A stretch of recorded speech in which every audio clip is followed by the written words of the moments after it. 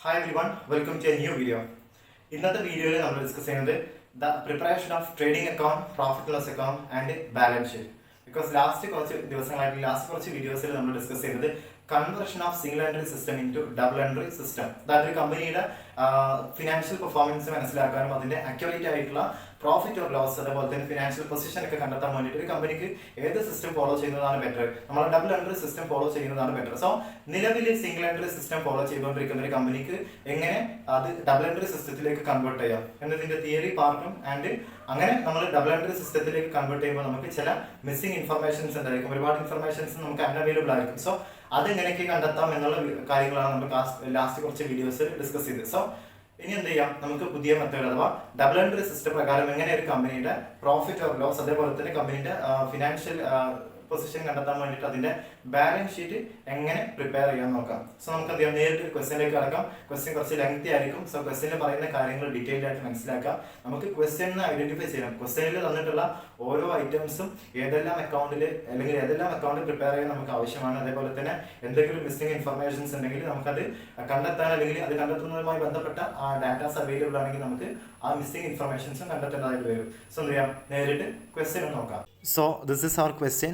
Mrs. Sajna keeps her books of accounts under single entry system. Single entry സിസ്റ്റത്തിലാണ് നിലവിൽ Sajana accounts prepare ചെയ്തുകൊണ്ടിരിക്കുന്നത് അല്ലെങ്കിൽ statements prepare ചെയ്തുകൊണ്ടിരിക്കുന്നത്. From the following prepare trading and profit and loss account for the year end 31st March 2020.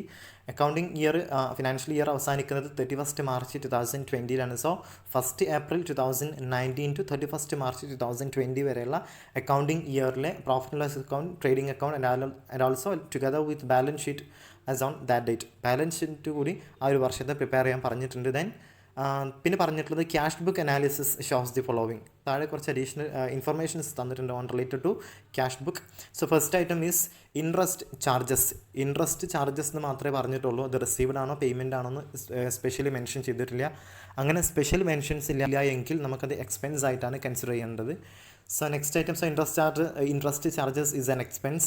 Then personal withdrawals means drawings ആണ് personal പർപ്പസിന് വേണ്ടിയിട്ട് Sajana withdraw ചെയ്ത amount ആണ് 2000 in the accounting year.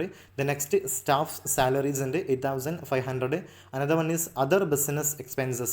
മറ്റ് business expenses ഉണ്ട്. Then payments to creditors. Then balance as at bank on 31st March 2020.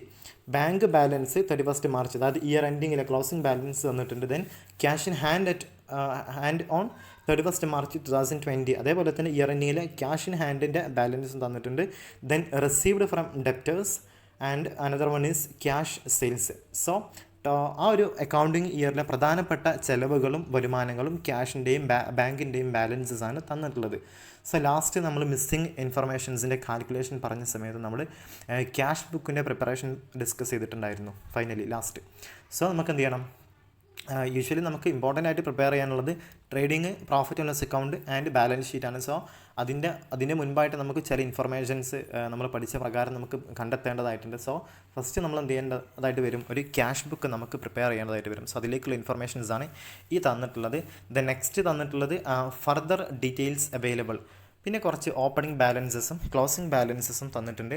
First one is stock in hand. സ്റ്റോക്കിൻ്റെ opening ബാലൻസും closing ബാലൻസും തന്നിട്ടുണ്ട്. സോ നമുക്ക് എന്ത് കണ്ടെത്തണ്ട, സ്റ്റോക്കിൻ്റെ കാൽക്കുലേഷൻ നമുക്ക് ഈ ഒരു പ്രോബ്ലത്തിൽ ആവശ്യമില്ല.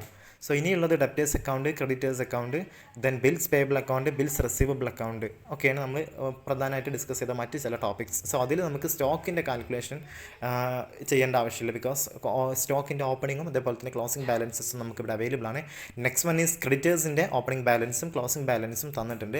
സോ ക്രെഡിറ്റേഴ്സ് അക്കൗണ്ട് യൂസ് ചെയ്ത് നമുക്ക് എന്തൊക്കെ കാര്യങ്ങൾ കണ്ടെത്താൻ കഴിയും, opening balance, closing balance, amount paid to creditors, then credit purchase, അത്രയും ഐറ്റംസ് നമുക്ക് ക്രെഡിറ്റ് അക്കൗണ്ട് യൂസ് ചെയ്താൽ കണ്ടെത്താൻ കഴിയും. സോ ഇവിടെ നമുക്ക് ഒരു ഐറ്റം അല്ലാത്ത ബാക്കിയെല്ലാം ക്രെഡിറ്റേഴ്സുമായി റിലേറ്റഡ് ആയിട്ട് തന്നിട്ടുണ്ട്. ക്രെഡിറ്റേഴ്സിൻ്റെ opening balance, closing balance, amount paid to creditors അത്രയും നമുക്ക് തന്നിട്ടുണ്ട്.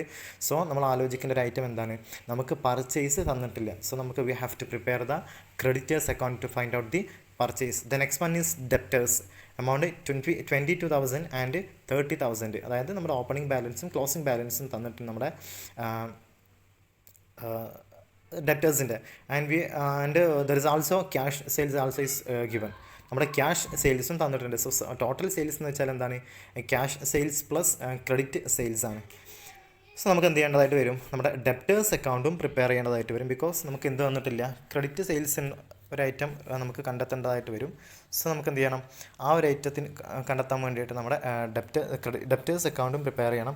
ദെൻ നെക്സ്റ്റ് പറയുന്നത് ഫർണിച്ചറാണ്, ഫിക്സഡ് അസറ്റ്. അതിൻ്റെ ഓപ്പണിംഗ് ബാലൻസും ക്ലോസിംഗ് ബാലൻസും തന്നിട്ടുണ്ട്. ദെൻ ഓഫീസ് പ്രിമൈസസ് അതായത് മറ്റൊരു ഫിക്സഡ് അസറ്റാണ്.